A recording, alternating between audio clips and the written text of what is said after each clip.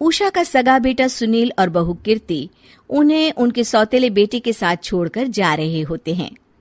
बेटा, तेरी जब कमाई बढ़ जाएगी कम से कम तब तो मुझे तू लेने आ जाना। हाँ हाँ माँ, क्यों नहीं। चलो भी, अब कितना लेट कर दिया है, टैक्सी इंतजार कर रही है बाहर। हाँ हाँ चलो।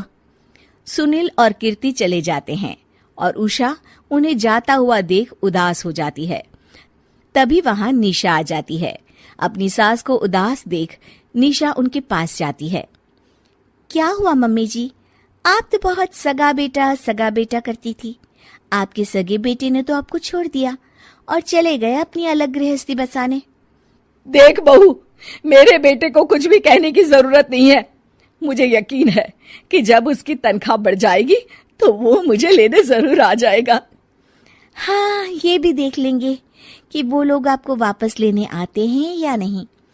तब तक तो आप भी यहीं हो और मैं भी। उषा अपने बेटे के ना होने से बहुत ही उदास रहने लगती है। उन्होंने खाना खाना भी छोड़ दिया। सुनिए जी, मम्मी जी ने आज भी कुछ नहीं खाया। जब भी खाने के बारे में पूछती हूँ तो कह देती हैं भूख नहीं है और अपने कमरे में ही बैठी रहती हैं। ये सुनकर ऋषभ अपनी माँ के पास खाना लेकर जाता है। माँ, सुनील बेटा आ गया तू? ओह, तू है। माँ, मैं खाना लाया हूँ, खा लीजिए प्लीज। आप ऐसे भूखी रहेंगी तो बीमार पड़ जाएंगी। मुझे भूख नहीं है, ले जा तू खाना। ठीक है, फिर जब तक आप नहीं खाएंगी मैं भी नहीं जाने वाला यहाँ से। अरे तू क्यों जिद करता है? कहा ना मुझे भूख नहीं है।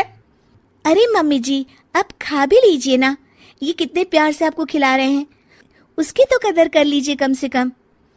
अरे तू क्यों बीच में हमेशा अपनी टांग अड़ाती है? ठीक है, लाओ दे दो। कम से कम खाने के बाद तुम दोनों तो इस कमरे से जाओगे। उषा खाना खा लेती है और ऋषभ और निशा ये देखकर खुश हो जाते हैं। चलो, कम से कम माँ ने खाना तो खा लिया। उषा एक दिन सुनील को फोन मिलाती है। हेलो बेटा सुनील, तू घर मिलने आ जाना बहू को लेकर।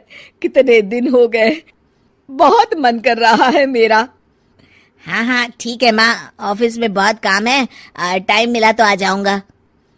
सुनील फोन काट देता है। हेलो सुनील बेटा। सुनील की बात सुनकर उषा उदास हो जाती है। तभी वहां ऋषभ आ जाता है। माँ, ये देखो, मैं जलेबी लाया हूं तुम्हारे लिए, तुम्हें बहुत पसंद है ना? उषा जलेबी देखकर बहुत खुश हो जाती है।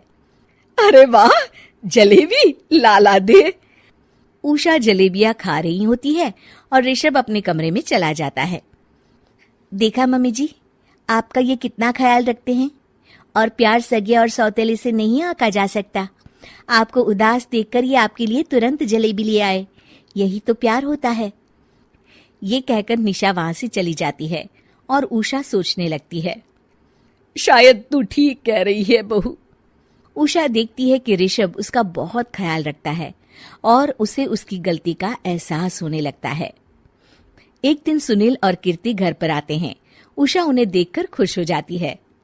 और माँ कैसी हो? अरे बहुत अच्छी हूँ।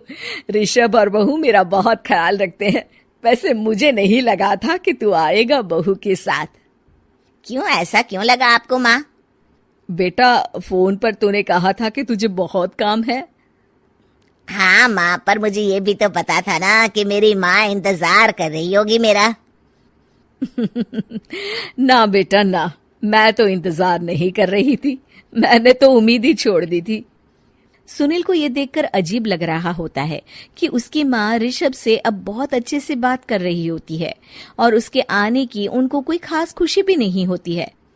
अपनी माँ का ध्यान न पाकर उसे थोड़ी सी जलन महसूस होती है। माँ, ये देखो मैं क्या लाया हूँ, साड़ी तुम्हारे लिए। हाँ बेटा, अच्छी है साड़ी तो। अच्छी है तो फिर आप आज इसे पहनो और फिर कहीं घूमने चले जाते हैं। बेटा, ऋषभ ने भी मुझे साड़ी दी थी, आज तो मैं वही पहनूंगी। तेरी दी हुई साड़ी फिर कभी पहन लूंगी। सुनील को अब बहुत ही ज्यादा जलन हो रही होती है। उसे समझ नहीं आता कि अपनी माँ का ध्यान फिर से कैसे वो अपनी तरफ खींचे। रात हो जाती है और उनके जाने का वक्त आ जाता है। माँ, चलो अपना सामान बांधो और हमारे साथ चलो। कीर्ति ये सुनकर चौंक जाती है। ये क्या कह रहे हैं आप? हम सासू माँ को लेने थोड़ी ना आए थे। अरे तुम चुप हो जाओ। माँ चलो जाओ, अपना सामान बांध लो। आप मेरे साथ आ रही हो, मैंने कह दिया तो कह दिया। अरे पर बेटा, तेरी तो तनख्वाह कम है, मैं तुझ पर बोझ नहीं बनना चाहती। अरे मुझ पर बोझ नहीं हो माँ, बस आप चलो ना, मैं लेकर ही जाऊंगा आपको। नहीं बेटा, अब मैं नहीं आना चाहती। मैं तो अब ऋषभ और बहू के साथ ही रहूंगी। ये सुनकर ऋषभ चौंक जाता है। ये क्या कह रही हो माँ? हाँ बेटा, मैं कहीं नहीं जाने वाली अब। माँ, अब सच में नहीं जा रही?